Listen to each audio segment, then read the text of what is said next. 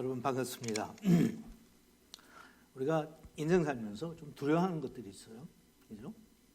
여러 가지 두려운 것들이 있는데 여러분들에게는 뭐가 두려운지 잠깐 여러분 한번 생각해 보실래요? 나는 도대체 뭘 두려워하나? 대표적으로 대부분 사람들이 죽음을 두려워합니다. 죽음을.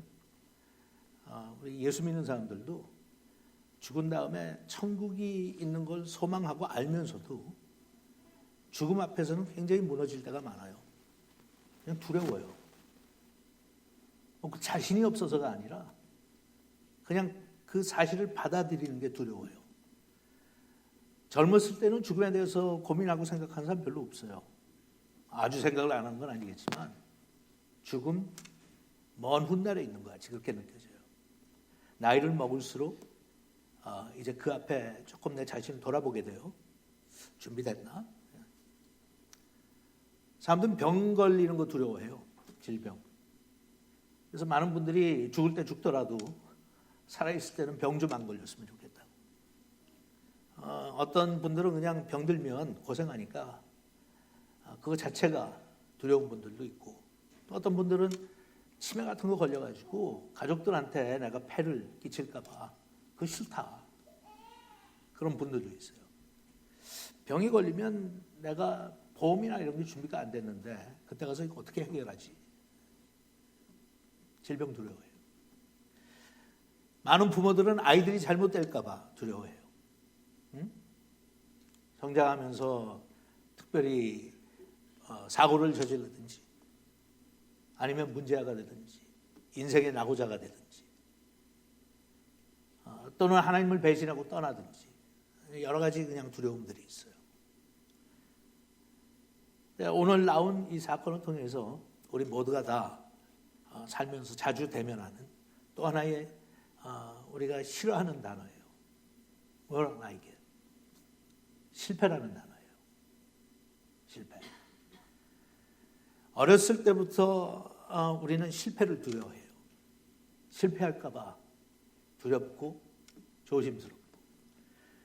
학교 다니면서 이제 점수를 매길 때 한국에서 좀 뭐 또 다른 방식을 사용하지만 미국에서는 A, B, C, D 하고 E를 줬으면 좋겠는데 E를 안 주고 뭘 주죠? F를 줘요.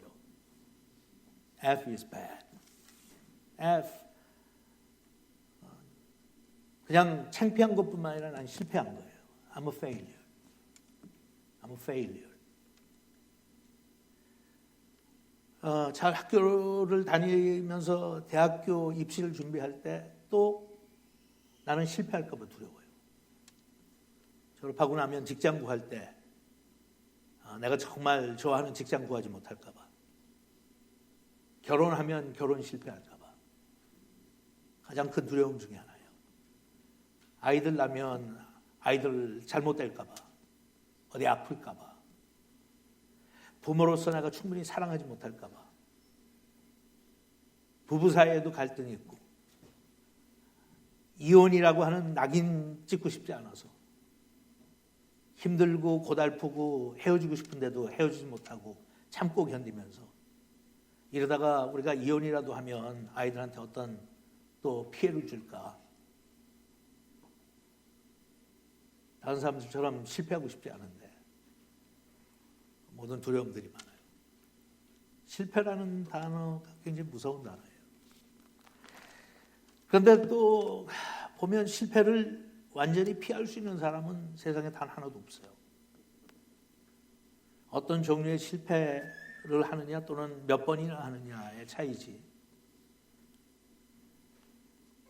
아이를 키우면서도 뭐 애가 여럿 되는데 그중에 한 명 정도가 격길로 나가는 건 그런 대로 견딜만 해요. 부모로서도. 뭐 여럿 키우다 보면 그럴 때도 있지. 그런데 아이가 여럿 있는데 여러 명이 방황을 하고 부모의 기대를 저버리면 그다음부터는 나는 부모 노릇 못한 것 같아요. 난 뭐 잘못했지? 우리 애들은 왜 이러지? 난 해줄 만큼 해줬는데 왜 이러는 거야 도대체? 좀 전에 얘기한 것처럼 이혼도 한 번만 했으면 그나마 내가 견딜 수 있는데 두 번, 세 번씩 실패하는 분들이 있잖아요. 뼈 아파요. 숨기고 싶고 인정하기 싫고 다른 사람들이 행복하게 사는 걸 보면 부러우면서도 질투도 나고 속으로는 왜 나는 이렇게 결혼에 실패했지. 그런데 웬만한 실패는 지나가면 우리가 극복할 수도 있고 또 지나가면 잊혀져요. 세월이 약이라고 그래요. 그러다가 걱정했던 아이들이 회복돼서 돌아오거나 또는 늘 갈등 관계에 있었던 부부가 회복돼서 돌아오거나 사업에 실패했지만 다시 내가 복구하거나 살면서 그냥 어떤 것들은 해결이 돼요. 대학교에 갈 때 실패해도 그 다음에 또 열심히 노력하면 요즘 세상에는 성공할 수 있으니까. 그런데 그 가운데 우리가 인생을 살면서 결정적인 실수들이 있어요. 보통 결정적인 실수는 다시 회복할 수 없는 실수예요. 엎질러진 물이라고 그러죠. Once it's done, there's nothing we can do. 끌어안고 평생 끌어안고 살아야 돼요. 죽을 때까지도 난 끌어안고 살아야 돼요. 그리고 나의 한 번의 실수와 나의 잘못으로 인해서 주변에 피해받은 사람들도 그 상처를 내가 고쳐줄 수가 없어요. What's done is done. 그래서 그런 것들을 결정적인 실패라고 우리가 볼 수 있는데 오늘 여러분 잘 아시니 사건에 나오는 베드로가 주인공이라면 베드로는 극복할 수 없는, 다시는 극복할 수 없는 하나님을 배신하는, 그래서 뼈저리게 그 결과를 갚아야 되는 그런 실수예요. 그걸 가리켜서 영어로 또 이렇게도 표현할 수 있어요. A defining moment. Defining moment. Defining moment라고 뭔가 하면 내가 어떤 체험했던 그 사건이 다시는 내가 돌이킬 수 없는 영향을 미친 사건이 돼요. It's a defining moment 할 때는 It defined my life 하는 거예요. It defined who I am. 내가 도대체 어떤 사람인지 그 사건이 결론 지어줬어요. 그 사건 이후에는 절대로 나는 다시 회복할 수가 없어요. I can no longer go back and I have to accept the fact and I'm a failure and there's nothing I can do. 그런데 그런 실수를 하고 나서도 어떤 사람들은 그 실수를 좋은 기회로 거침돌을 디딤돌로 만들어서 일어나는 사람들이 있어요. 그런 걸 가리켜서 우리는 깨닫는다고 그래요. 돌이킬 수 없는 실패를 내가 초래했지만 I will never do that again. 그런 거예요. I will never do that again. 그리고 남은 여생은 같은 실수 반복하지 않아요. 얼마나 또렷하게 기억에 남았는지, 얼마나 그때 그 충격이 컸던지, 얼마나 내가 그때 힘들고 고달팠던지 다시는 내가 돌아가서 그 짓은 반복하지 않는다. I will never do it again. 그런 회복을 가리켜서 우리는 가치 있는 회복이라고 그래요. 거기에 대한 대가를 지불하지만 그 사건 때문에 그 후에 일어난 일들을 보면, 변화된 나의 모습을 보면 우리가 흔히 이야기하는 대로 It's priceless. Priceless. 돈을 주고 우리가 사지 못해요. 어떤 것을 가지고도 그건 사지 못해요. 나한테는 결정적인 실수였고 실패였지만 It was a devastating failure. 근데 돌아와서 내가 보니까 어떻게 돼요? But I learned from that experience. 그러니까 난 그 체험을 통해서 배운 게 있다. I will never be the same again. 여러분 잘 아다시피 이 사건의 배경 아시잖아요. 베드로는 예수님께서 데리고 다니셨던 수제자 중에 한 명이었어요. 참 많은 걸 경험했어요. 성격 탓도 있었고 자라온 배경 탓도 있었고 환경 탓도 있었고 성격이 급하기도 했고 항상 머리보다는 말이 먼저 나가는 사람이었어요. 생각나는 대로 말하는. 여러분 가운데 그런 분도 있어요? 생각나는 대로 말하는 사람들. 네? 있어요 주변에. 저 어떻게 책임지려고 그러지? 저 사람 왜 저래? 그런데도 그냥 해요. 툭툭. 베드로가 그런 성격이었어요. 생각나는 대로. 근데 그게 꼭 나쁜 거 아니에요, 여러분. 응?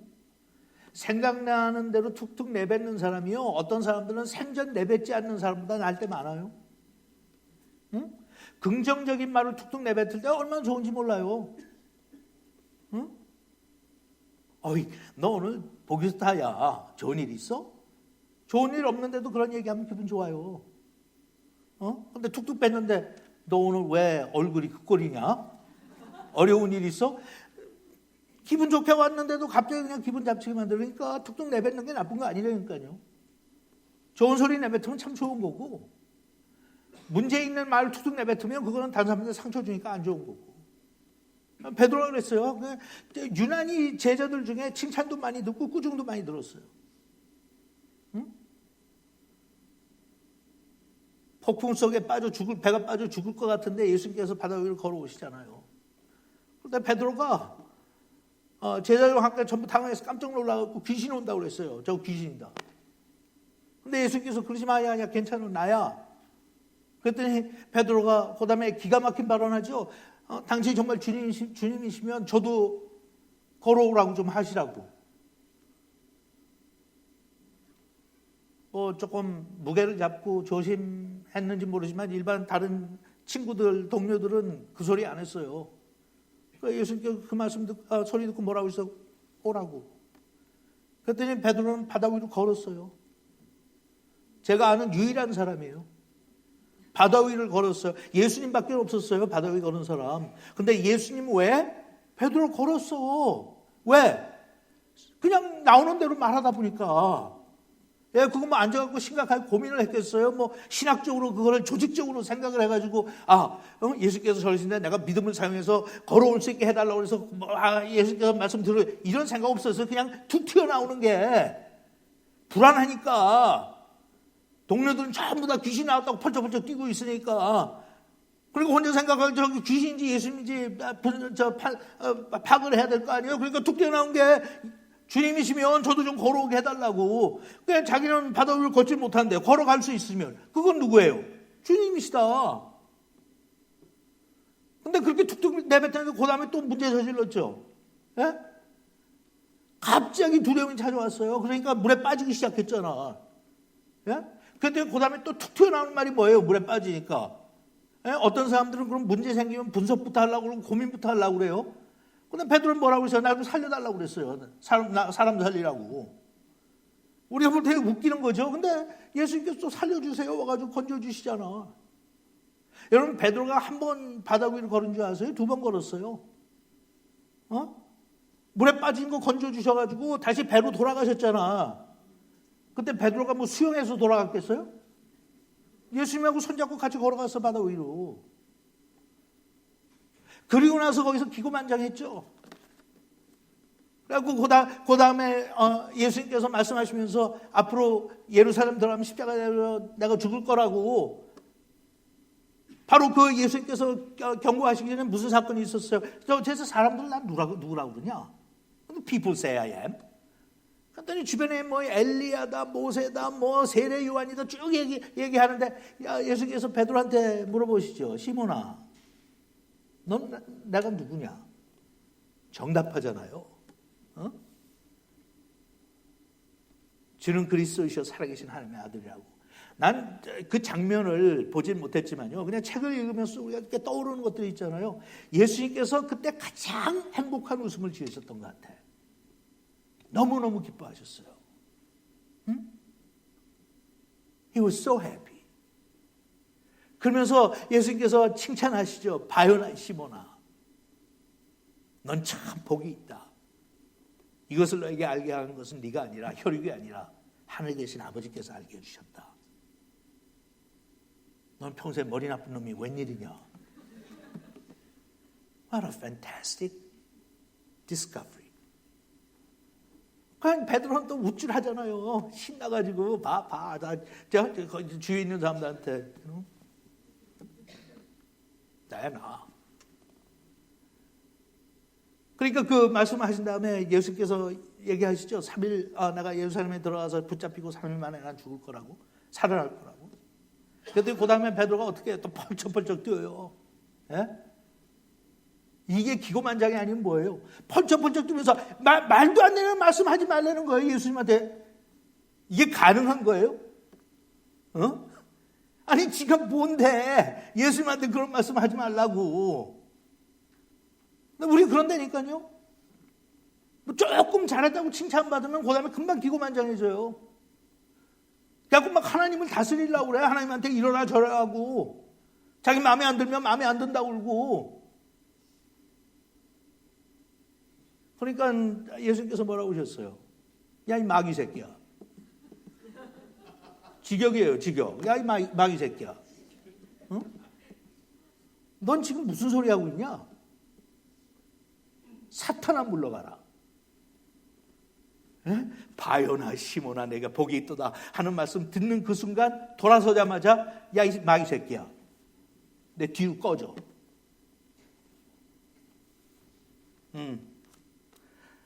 근데 그런 것도 다 회복됐어요. 예수님께서 용서해 주시고 That's okay. Let's move on. That's okay. Peter, you're being who you are. 너는 네가 그거밖에 안 돼. Let's just move on. 여기 너무 앉아서 고민하지도 말자.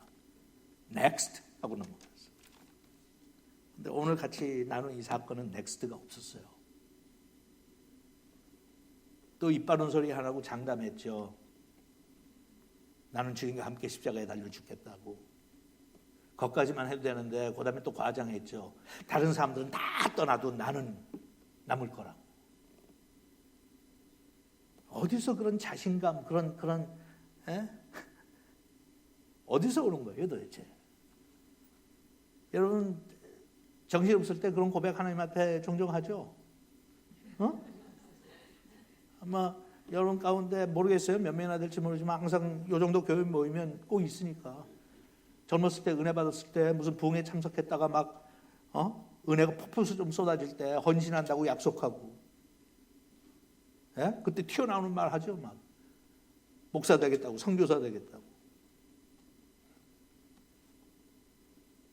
나중에 참 후회스럽죠. 아, 그건 내가 왜 뱉었지? 응? 어떤 분들은 평생 가요. 저희 공동체도 그런 분 한 분 있어요. 젊었을 때 기도원에 가서 너무 은혜를 받고 주의 종이 되겠다고 약속했는데 살다 보니까 이리 피하고 저리 피해. 지금 60이 됐어요. 아직도 그거 가지고 고민해요. 조금 힘든 일만 생기면 목사님 그거 내가 하나님 앞에 그때 헌신하고 안 가서 그렇죠. 응? 애들이 조금만 잘못된 목사님 그거 다 내 탓이죠. 제가 그럴 리 없다고 안 그렇다고 하나님께서 그렇게 치사한 분 아니시라고. 사실 네가 가서 가든 말든 무슨 상관이냐. 그렇게 타일러도 무슨 일만 터지면 그걸로 가요. 얼마나 그게 가슴에 이 아쉬움으로 남아 있으면.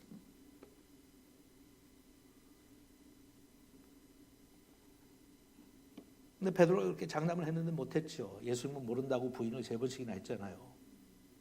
막 화를 내면서 욕을 하면서. 영어 성경에 보면 2번이나 컬스했다고 그랬어요. 너 같은 무리 아니야? 너 저 사람 제자잖아. 이렇게 하니까 그냥 아니야, 몰라 이러고 돌아서는 게 아니라 그렇게 질문하는 사람한테 막 화가 나가지고 분노하면서 저주를 했어요. 말도 안 되는 소리 하지 말라고. 여러분들은 어렸을 때부터 모태신앙이 아니라 이런 욕이나 이런 게 익숙하지 않은 분들도 있겠지만 그래도 뭐 한두 번은 들어봤잖아요. 그러니까 여러분들은 그냥 착하게 경건하게 그런 하나님을 모독되게 하는 얘기 하지 말고 제가 할게요. God damn you. I don't know him. Don't you understand? I just said I don't know him. 그리고 이제 그다음엔 더 심한 게 나올 테니까 그런데 참고. 웬만 아실 만한 분들은 더 심한 게 나온다면 또 생각나는 단어들 있죠.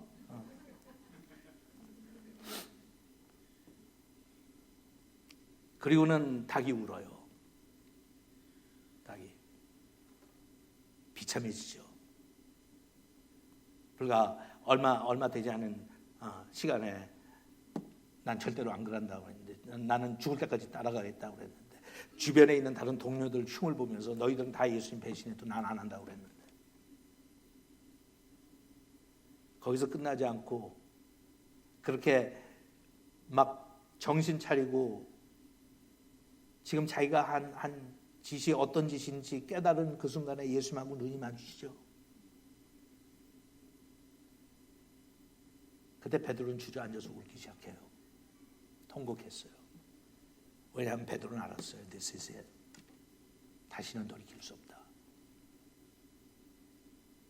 천벌을 받아야 마땅하고 나는 지옥 가야 마땅하다. This is it. 물이 쏟아졌다. 다시 주워 담을 수 없다.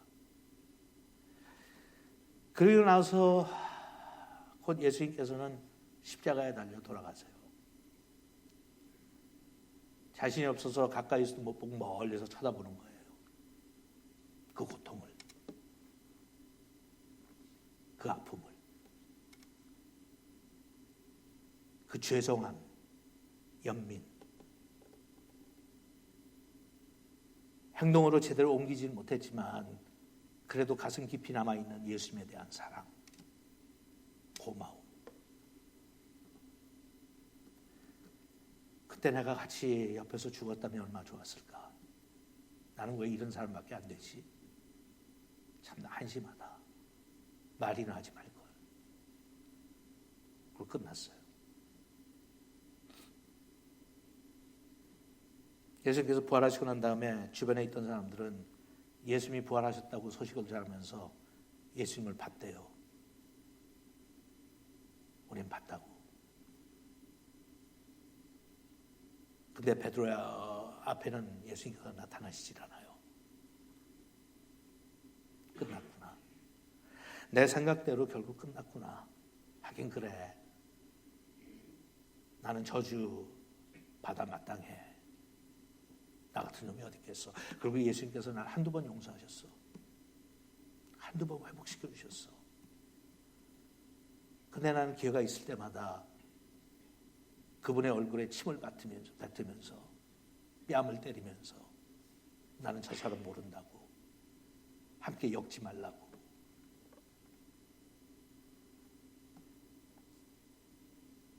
가룟 유다가 자살했던 소식을 들었을 때 베드로가 이렇게 생각했을지도 몰라요. 나도 죽어야 되는데, 나도 차라리 죽어야 되는데, 죽고 싶은데. 가룟 유다는 자살할 용기나 있지, 나는 그 용기도 없구나.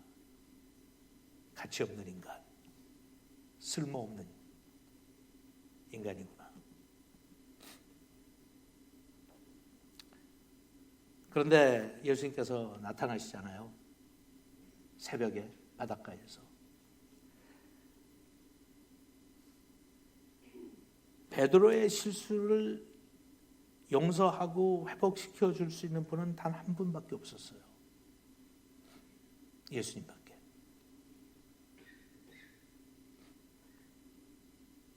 우리가 아무리 다시 되돌릴 수 없는 잘못을 저질렀다고 해도 그분만 찾아오시면 용서가 가능해요. 그래서 우리는 복음이라고 그래요. 기쁜 소식. 2000년 전에 예수님께서는 이 사건을 통해서 우리한테 보여주신 거예요. 엄두가 나지 않아서 해결할 길이 없어서 고민 속에 부들부들 떨고 있는 자기 제자에게 예수님이 찾아오세요. 베드로가 용서했다고 반성하고 예수님 찾아간 거 아니에요. 예수님께서 찾아오시지 않으면 베드로는 절대로 다시는 회복될 수 없어요. 근데 이 사랑 이야기의 가장 아름다운 장면은 예수님께서 찾아오시는 거예요. 주변 사람들은 물론 자기 자신도 용서할 수 없어서 괴로워하는데 그냥 주님께서 말없이 찾아오세요. 그리고 생전 떠난 것 같지 않게 그냥 아침 식사 준비해서 베드로한테 와서 먹으라고 그래요. 같이 먹자.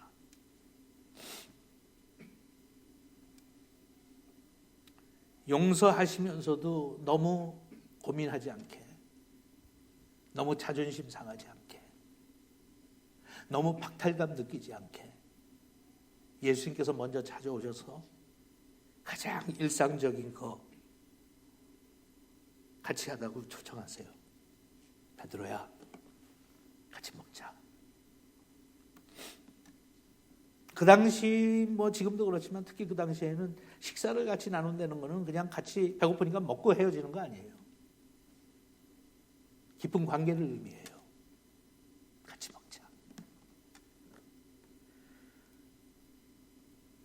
베드로가 거기서 떨리는 심정으로 식사를 마쳤는데 그 다음에 예수님께서 질문을 하시죠.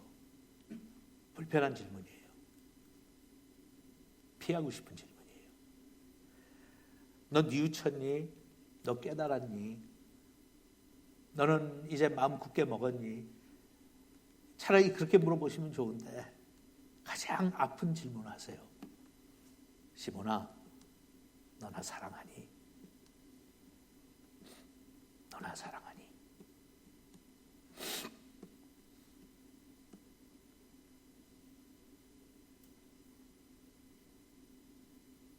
베드로가 부들부들 떨면서 대답해요. 사랑합니다. 사랑한다는데 다른 대답이 있을 수가 없잖아요. 너 나 사랑해? 사랑합니다. 예수님께서 내 양을 먹여라. 두 번째 또 같은 질문을 하시죠. 그리고 오늘 읽은 장면은 세 번째 하시는 질문이에요. 거기 보니까 베드로가 대답하기 전에 두려워했어요. 한두 번도 아니고 이제 세 번씩이나 내가 그렇게 말씀을 드렸는데도 못 믿으시는구나. 응? 나 사랑한다고 말씀드렸는데 한 번도 아니고 두 번도 아니고 세 번씩이나 내가 대답 잘못했나? 죽을 죄를 졌다고 먼저 얘기해야 되나? 나는 인간 쓰레기라고 내가 얘기해야 되나? 사랑하는 사람에 그렇게 못 박는 사람 없잖아. 예수님이 얼마나 가슴이 아프고 힘들었으면 나한테 세 번씩이나 확인하실까? 복잡한 생각이 많았을 거예요. 보니까 베드로가 두려워하면서 대답했어요. 주님, 주를 사랑하는 것을 주께서 아시나이다. 주께서 아시나이다. 우린 세상 살다가 그럴 때 있죠. 속을 까서 좀 보여주고 싶어.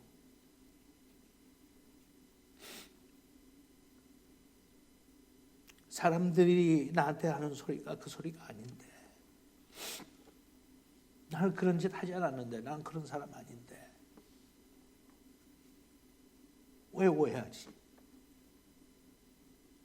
왜 이렇게 사실이 아닌 것을 자기들 멋대로 만들어서 이야기들 하지? 그럴 때 우리가 그러죠. 여러분 가운데 아마 인생 살면서 한두 번 그런 적이 있을 거예요. 다 속을 보여주고 싶다.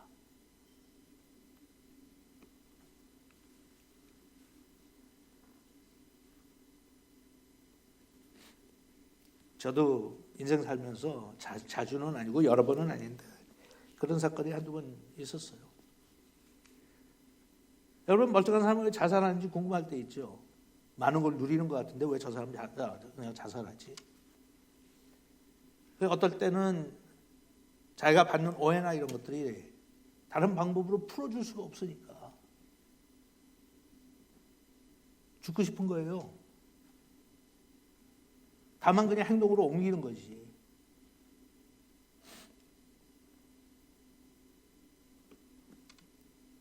예수님께서 찾아오셔서 대답을 듣고 그러세요. 시몬아, 내 양을 쳐라. 참 희한하죠. 시몬아, 다시는 그러지 마. 다시는 나한테 충성해. 다시는 그렇게 날 배신하지 마. 이게 아니었어요. 그냥 내 양을 쳐라. 거기에 담겨있는 깊은 뜻은 네가 지금 당한 그 고난과 상처를 통해서 주변에 어려움에 처해 있는 사람들을 이해해라. 그리고 그들을 섬겨라.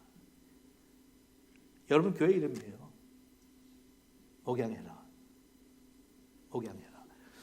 그러면서 거기 나오는 게 내 양을 치라고 그러는데 영어에서는 구분을 하는데 일반적으로 양은 sheep라고 그러죠. sheep. 근데 새끼들은 뭐라고 그래요? lamb이라고 그러잖아. little lamb. 애들 동요도 그렇잖아요. little lamb. 예수님께서 그러시는 거예요. 가서 어린 양을 쳐라. 어린 양을. 순수해지라는 거예요. 그리고 받은 대로 가서 베풀려는 거예요. 나한테 잘못했다고 이야기할 필요도 없어. 나는 이미 용서해 주기로 결정하고 널 찾아오는 거니까. 그리고 너를 회복하는 것은 3번 나를 부인했으니까 그냥 3번 확인하는 거야. 나를 위해서가 아니라 너를 위해서.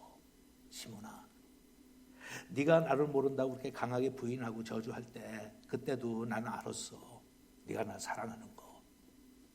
한 번도 의심한 적 없어. 너하고 나하고 눈이 마주쳤을 때도 그냥 앞으로 너에게 닥칠 숙명적인 여러 가지 사건 때문에 내가 마음이 아파서 너를 그렇게 쳐다본 거지 원망스러워서 그렇게 쳐다본 거 아니야. 나는 그 순간에도 너를 얼마나 기뻐했는지 몰라. 내가 나의 제자란 것을. 그러니까 어설프게 변명 같은 거 하지 말자. 치사하게 용서했다, 용서해준다 그런 이야기도 하지 말자. 난 너에게 보여줬잖아.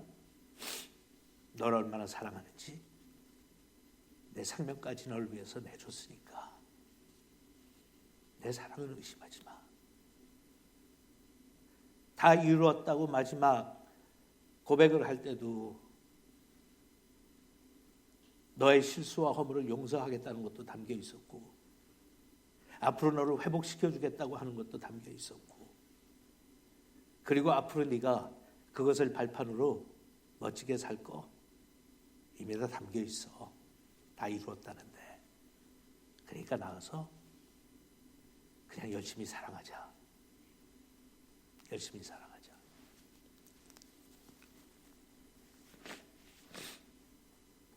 그러면 세상 심리학자들이 가끔 그런 논리를 펼칠 때가 있어요.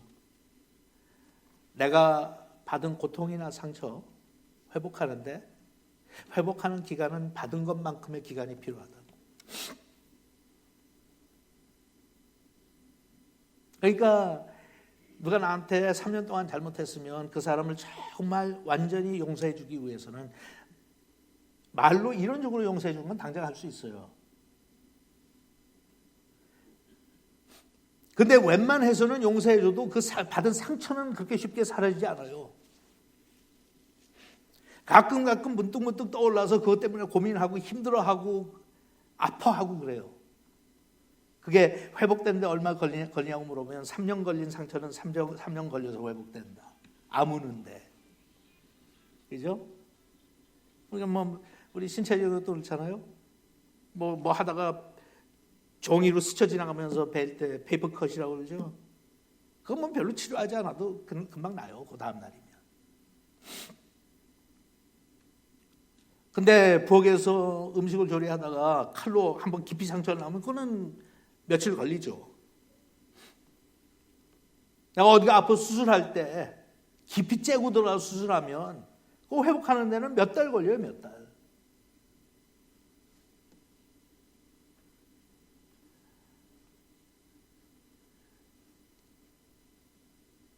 그러니까 너무 쉽게 생각하지 마세요. 회복이라고 하는 걸 그냥 내가 기도하다가 아니면 집회 참석해서 설교를 듣다가 누구한테 기도를 받다가 이 막혀 있는 내 가슴이 좀 뻥 뚫렸으면 좋겠다고.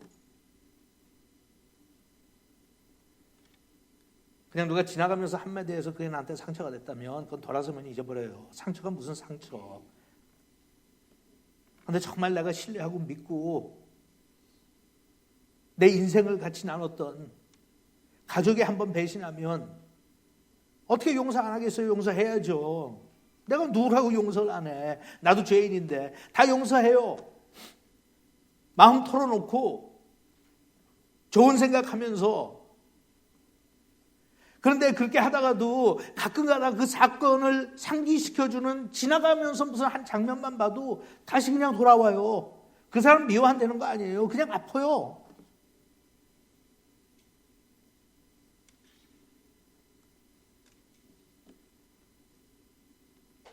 그걸 회복하는 좋은 길 중에 하나가 그렇기 때문에 우리의 생각을, attention을 다른 쪽으로 돌려야 돼요. 나한테 집착하고 살면요, 세상에 나처럼 불쌍한 사람 없어. 세상에 나처럼 억울한 사람 없어. 내가 도대체 어떻게 했는데 이 인간이 이러는 거야? 내가 도대체 얼마나 기도했는데 우리 새끼들이 이러는 거야? 내가 얼마나 이 사람을 도와줬는데 이 사람이 그렇게 나한테 저렇게 할 수가 없지.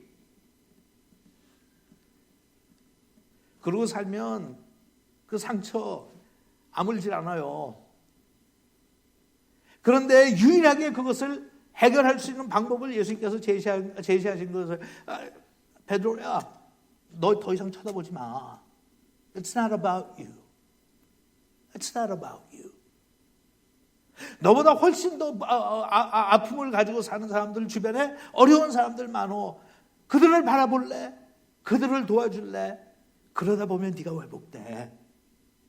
넌 사랑받고 싶지. 누가 와서 널 위로해 주면 좋겠지. 누가 와서 괜찮다고.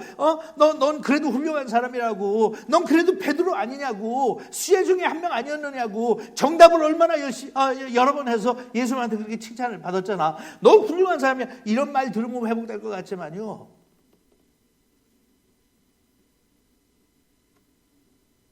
그게 아니라 나보다 더 어려운 환경 속에 있는 사람들 찾아가서 그들을 오히려 위로해 줄 때, 나한테 말도 되지 않는 행동을 한 사람을 찾아가서 용서해 줄 때, 용서받기 위해서 올 때까지 참고 기다리는 것이 아니라 그냥 내가 먼저 가서 용서해 줄 때, 용서해 주겠다고 우리 너무 이렇게 서로 피차간에 어렵게 살지 말자고 얘기를 해도 저쪽에서 나의 그 마음을 받아들이지 않는데도 불구하고 끝이 없는 것 같을 때도 베드로가 회복될 수 있는 길은 사랑하는 거였어요. 그러면서 예수께서 베드로에게 사명을 다시 재확인해 주시죠. 베드로야, 네가 젊었을 때는 네 마음대로 띠도 매고 가고 싶은 곳에 네 마음대로 다니고 그랬지. 근데 앞으로 네가 점점 나이가 들수록 너는 네 마음대로 그렇게 돌아다니는 것이 아니라 묶여있는 상태처럼 하나님께서 보내신 곳으로 가고 하나님께서 시키시는 일을 하고,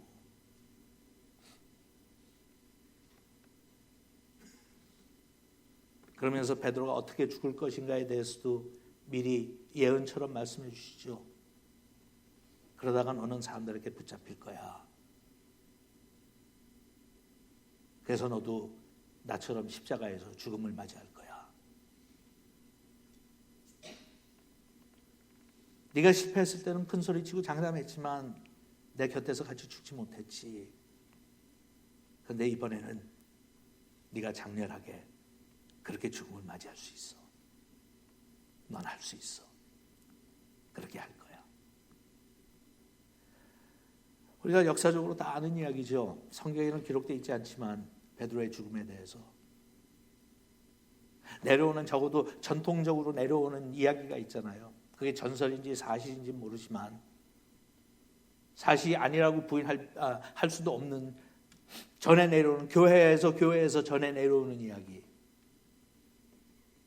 베드로가 십자가에 달려 죽겠다고 매달렸을 때 예수님께서는 제대로 달려 죽으셨는데 자기는 그것도 감당하지 못한다고 나를 거꾸로 매달아 달라고. 회복된 사람의 아름다운 모습이에요. 그렇게 피하고 싶었던 십자가를 사랑으로 회복하고 나서 보니까 베드로는 할 수 있었어요. 그는 십자가의 사건이, 예수님께서 당하신 십자가의 사건이 그의 인생을 정의하지 못하도록 거절했어요. What happened there is not going to define who I am. I'm not even going to define who I am. 내 자신도 내 인생을 그렇게 결정하지 않겠다. Only God will define what kind of person I am. 오직 그것은 하나님께서만 하실 것이다. 저는 인생을 살면서 또 신앙생활을 하고 목회도 하고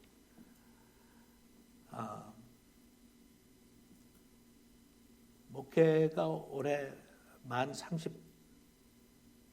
37년째예요. 38년 들어갔어요. 많은 걸 겪었겠죠. 많은 사람도 만나고 하나님의 은혜도 깊이 체험하고 좌절과 후회 속에 낙심할 때도 있었고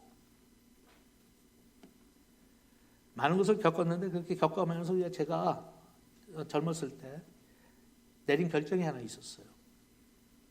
그건 뭔가 하면 나는 내가 존경하는 영웅처럼 살겠다. 히어로라고 그러죠. 히어로. 제가 오래전부터 우리 젊은 목회자들 상대로 강의를 하든지 할 때 꼭 이렇게 설명할 때가 있어요. 영웅을 잘 설정해라. 요새는 이제 영웅 뭐 이런 것보다 멘토라는 소리를 많이 하는데 그게 그거예요. 나의 모델이 될 수 있는 분을 찾겠다는 거예요. I want to be just like him. I want to be just like her. 근데 시대적인 상황 때문에요, 여러분. 지난 한 100년을 보면 영웅이라고 하는 게 거의 연예인 수준이에요. 교회 안에서도. 여러분 그렇게 느끼실 때 있어요? 제가 이렇게 까놓고 얘기하면 좀 안 좋아하는 분들도 있을 수 있어요. 하지만 제가 그냥 얘기하는 걸 여러분이 들으시면 동의는 안 해도 그래도 어느 정도 이해는 하실 거예요. 여러분 교회 안에 연예인들 굉장히 수두룩해요. 잘 나가는 목사들이라고 그러죠. 잘 나가는 신앙인. 온 사방 돌아다니면서 간증도 하고 사람들에게 은혜를 끼치기도 하고 감명도 주고. 근데 그거는 내가 본받을 만한 사람이 아닐 때 저한테는 거의 대부분이 그래요. 목회 잘해요. 실력도 있고요. 유능하고요. 설교도 잘하고요. 리더십도 있고요. 비전 캐스팅도 잘하고요. 책도 잘 쓰고요. 소위 얘기해서 많은 팔로워들을 데리고 다녀요. 그럼 별로 의식 없는 사람들은 자기가 만난 적도 없어요. 본 적도 없고. 그런데 그런 사람에 대해서 뭐 언론을 통해서 좀 접하고 뭐 집회는 한두 번 참석하고 난 다음에 난 저렇게 되겠대. I want to be like him. 여러분 대부분 젊은 목회자들, 신학생들 두고 물어보면요. 이론적으로는 그래도 그것만은 아니다 그렇지만요. 그래도 자기네들이 영향받는 게 다 그런 분들이 쓴 책이고 다 그런 분들이 인도하는 집회에 가서 참석한 거고 얼마나 화려하게 사는지 얼마나 많은 사람들이 따르는지 이거 가지고 자기네들은 그게 나의 멘토래.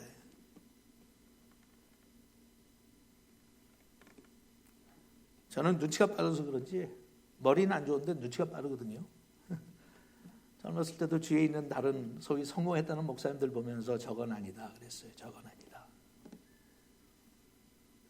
A lot of people want to be like him. I never want to be like him.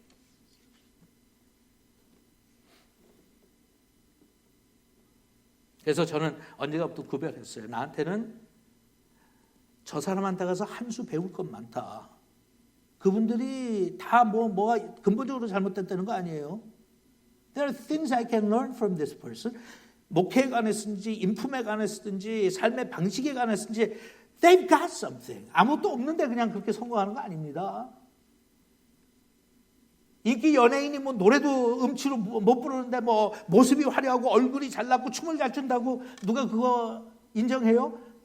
영화 배우라고 외모는 잘 갖췄는데 연기 못하면 끝나는 거 아니에요. 그러니까 그렇게 성공한 사람들도요. 있어요, 뭐가. 없다는 거 아니야. I'm not saying they don't have anything. They have a lot of things that attract people. 사람들 끌고요. 영화 배우들 가운데서도 이 배역을 맡아가지고 연기 잘하는 사람들은 우리가 보면서도 참, 야, 저건 정말 연기 잘한다. 어떻게 저렇게 실감나게 하지? 저 사람은 과거에 그렇게 한번 살아봤나? 그렇게 산 것도 아닌데 배경도 없는데 어떻게 저 역을 그렇게 자기네들이 연구한대잖아요. 책도 읽고 찾아가서 경험도 하고 그런 위치에 있는 사람들하고 시간도 보내고 그렇죠 여러분? 그게 대표적인 어떤 건 이 병원에서 일어나는 사건들 중심으로 드라마하는데 보면 뭐 완전히 의사야. 내가 몰랐으면 나 수술하고 맡길 판이야. 얼마나 잘하는지 영어도 그렇고요. 그냥 아무것도 없이 그냥 대본 보고 나와서 하는 거 아니에요. 진짜 제대로 연기하는 사람 여러분 다 알지만 상식적이잖아요. 병원에 가서 살기도 하고요. 경험하고요. 목회를 잘하고 좋은 책을 쓴 분들이 아무것도 우리가 존경할 만한 게 없다는 뜻이 아니에요. 있어요. 있어요. 근데 그것은 영원히 남을 게 아니에요. 영원히 남는 것은 사람이에요. 영원히 남는 것은 그 사람이 가지고 있었던 가치관이에요. 그래서 영원히 남는 사람들은 말과 행동이 일치했어요. They don't just talk about it. 예수님도 마찬가지예요. I don't just talk about love. I'm going to show you love. I'm not just going to talk about forgiveness. I'm going to show you how to forgive. I'm not just going to talk about how to die for God. I'm going to show you how I'm going to die for God. 여러분 다 느끼고 특히 젊은 세대들이 목말라 하는 것 중에 하나가 설교에 스킬이 있는 목사들은 얼마든지 많아요. 매스컴 통해서 보시잖아요. 그런데 설교하는 내용같이 사는 사람들은 그렇게 많지 않아요. 그래서 저는 그렇게 인기 있는 셀레브리티 목사와 영웅인 선교사, 목사, 크리스천들을 구별을 하기 시작했어요. 그리고 저는 그랬어요. I want to be just like him. I want to be just like her. I want to live like her. I want to die like her. 그 중에 제가 한 번도 개인적으로 만난 적은 없지만 책을 통해서 만난 분 한 분 소개하고 오늘 말씀 마칠게요.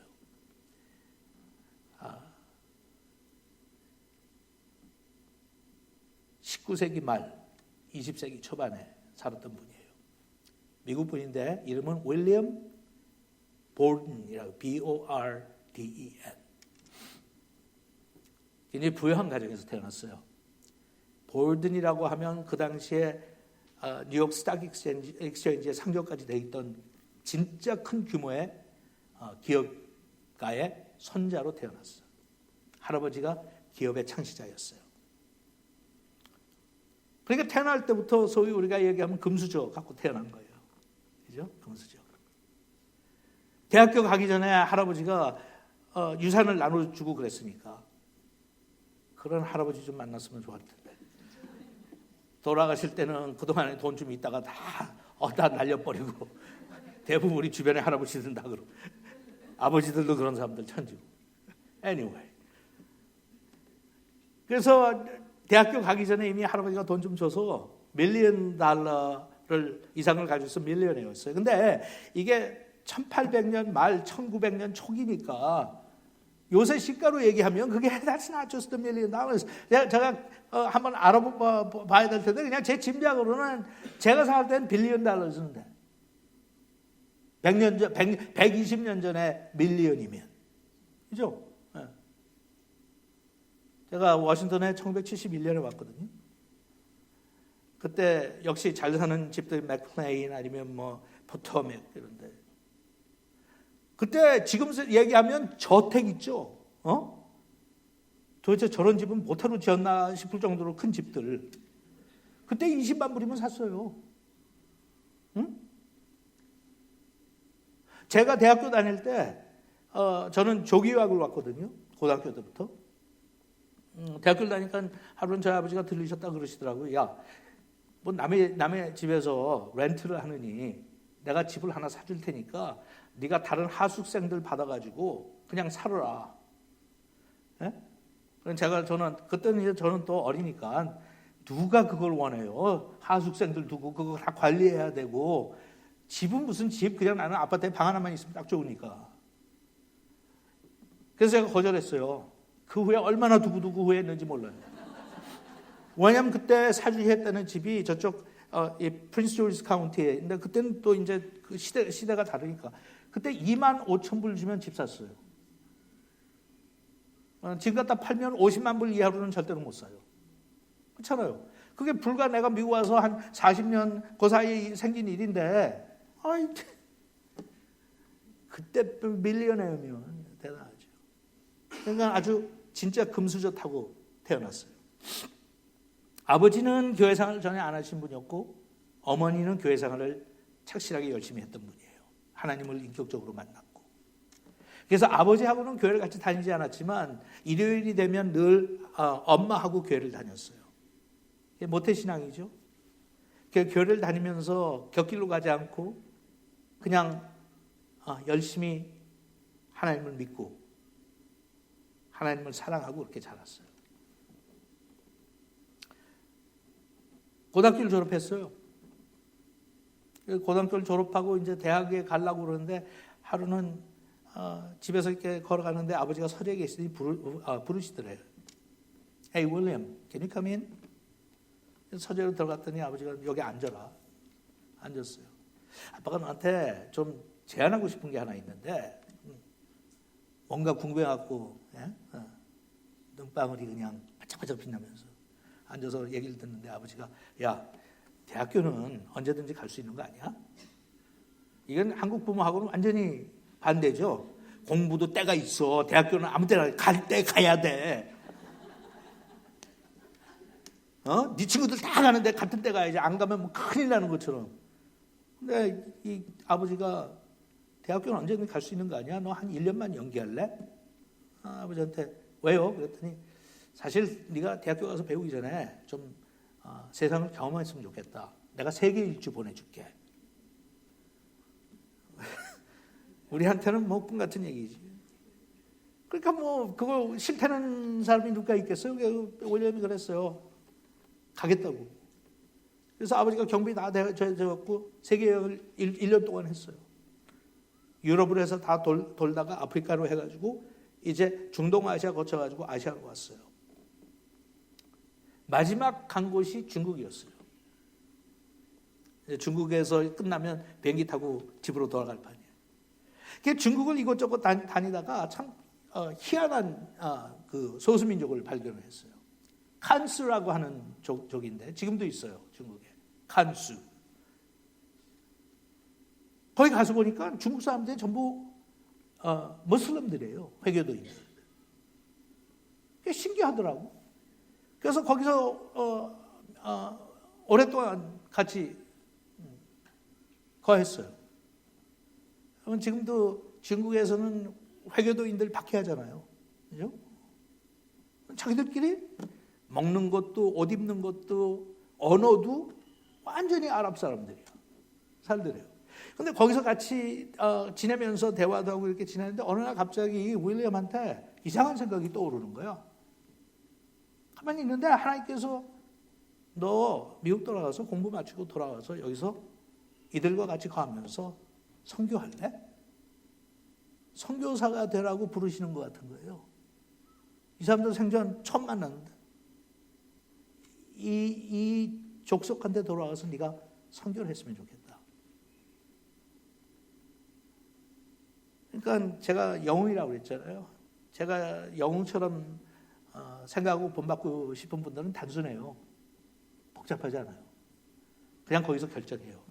그러겠습니다, 하나님. 그리고 집으로 돌아가서 자기가 미리 입학 허가를 받았던 예일 대학교에 입학을 했어요. 이제 왜 선교사가 되겠다고 마음도 작정하고 그랬으니까 영적 생활에 신경을 많이 쓸 거 아니에요? 그러니까 학교에 갔는데 자기 학교에서 좀 학생들이 모여서 기도회 같은 거, 뭐 성경 공부 같은 거 뭐 했으면 좋겠다 해서 찾아다니는데 없어요, 전혀. 그래서 고민하다가 아무리 봐도 아무도 없으니까, 선배도 없고 아무도 없으니까 자기가 학교에 같이 입학해서 가까운 친구 중에 딱 한 명이 예수 믿는 친구였어요. 그래서 그 친구한테 얘기했어요. 하루는 지나가다. 야, 우리 기도회 시작하자. 뭐 기도회 가고 싶고 성경부도 가고 싶은데 없잖아, 이 주변에. 너랑 나랑 그냥 시작하자. 뭐 친한 친구니까 그거 싫다고도 못하고 그랬고 그냥 어정쩡하겠다. 그럼 하자고. 그래갖고 둘이 모여서 기도하기 시작했어요. 그냥 자기들끼리 성경같이 읽고 공부하고 기도하고. 1년이 끝나고 1학년을 마치는데 거기 모임이 200명으로 컸어. 아무런 뭐 목사님의 도움도 뭐 없는데 그냥 200명이 됐어요. 대학교 4학년 마치고 졸업할 때는 그 모임에 참석하는 인원이 2,000명이 됐어. 그거 대단하죠, 2,000명. 조그만 애가 시작해갖고 2,000명. 근데 더 놀라운 건 뭔지 아세요? 그 당시 예일 대학의 전 학생 수가 6,000명밖에 안 됐어. 6,000명 중에 2,000명을 전도해서 기도회와 성경 공부에 참석하게 만들었어요. 그러니까 놀랍잖아요. 웬만한 목사님들도 못하는 건데 신학교를 간 것도 아니고. 그래서 그 모임을 같이 시작했던 친구가 하루는 궁금해서 물어봤어요. 야, 윌리엄, let me ask you something. 너 도대체 이게 어디서 나는 실력이냐? How do you do this? How do you do this? 도대체 너 우리 시작할 때부터 내가 창립 멤버지만 이게 뭐야 도대체? What happened? What's going on? 넌 도대체 어떤 사람이길래 이렇게 되냐고 그랬더니 윌리엄이 이렇게 대답했어요. 나는 그냥 예수님이 시키는 대로 할 뿐이야. I only do what Jesus tells me to do. 단순하죠. 그 오지에 가서 하나님께서 중국 전체 대륙을 상대로 선교하려는 것도 아니고요. 조그만 족속들 모여있는 그 마을로 와가지고 그 아까운 사람들이 볼 때 얼마나 아까운 거예요. 그 포텐셜이 요즘 이야기해도 사람들이 다 말려요. 선교를 하려면 좀 규모 있게 하라고. William, you have money. You have background. Obviously you're smart. You have leadership. Your future is bright. 근데 왜 거기 중국 사람들이 중국말 하는 것도 아니고 아랍어를 하는데 들어가지고 그 고생을 네가 못하는 그 고생을 꿈을 크게 가져. 요새 그게 뭐 소위 유행하는 거 아니에요? 꿈을 크게 가져라. 근데 그 단순함이 윌리엄을 그가 누구인지 만든 거예요. It defined who he was. 그리고 그는 졸업하고 한 해 뒤도 안 돌아보고 프린스턴 신학교에 입학을 했어요. 그런데 프린스턴 신학교에 들어가기 전에 윌리엄이 자기 성경책에 한 문구를 썼어요. 펴가지고 앞에 두 단어, 두 글자. No reserve.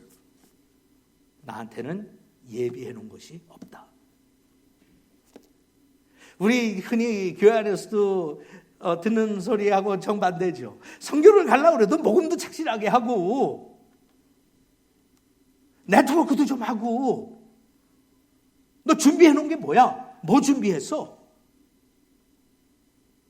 그런 판국인데 떠나면서 no reserve. 여러분들이 왜 그런지 상상이 가죠? 하나님 외에는 나는 믿을 사람 없다는 거예요. I'm not going to depend on anybody. I'm not going to depend on any churches. I am going to depend on God. And I have no reserve. 그리고는 할아버지한테 받은 유산을 다 나눠줬어요. 자기가 믿는 대로 사는 사람이에요. When I say no reserve, I mean no reserve. 프린스턴 신학교를 졸업하면서 이제는 중국으로 떠나야 되잖아요. 졸업하고 중국으로 떠나기 전에 그는 또 두 글자를 썼어요. 성경책에. No return. 돌아오지 않는다. 그렇게 아들을 사랑했던 아버지가 한쪽으로는 많이 후회했을 거예요. 교회도 안 다니는 분이니까 그놈의 세계 일주 내가 안 보내는 건데. No return. 선교 훈련 받고 곧장 배를 타고 떠났어요. 그런데 중국으로 곧장 가지 않고 이집트로 갔어요. 왜냐하면 이집트에 가서 언어를 제대로 배워야 되니까, 아랍어를. 그래서 이집트에 가가지고 한 2년 언어 공부를 하기 위해서 떠났어요. 도착해서 불과 6개월도 채 안 돼서 그는 혼자 병원에서 목숨을 거두었어요.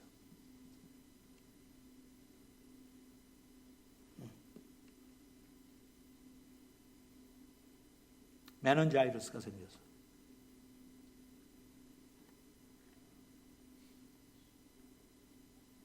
차가운 이방인들의 나라에서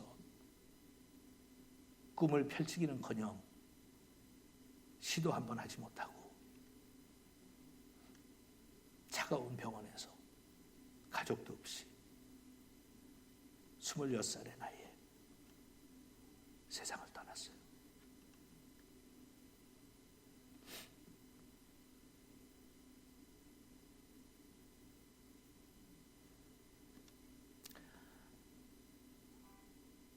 아들의 소식을 듣고 부모님들이 자기 아들의 시체를 배로 운송했어요.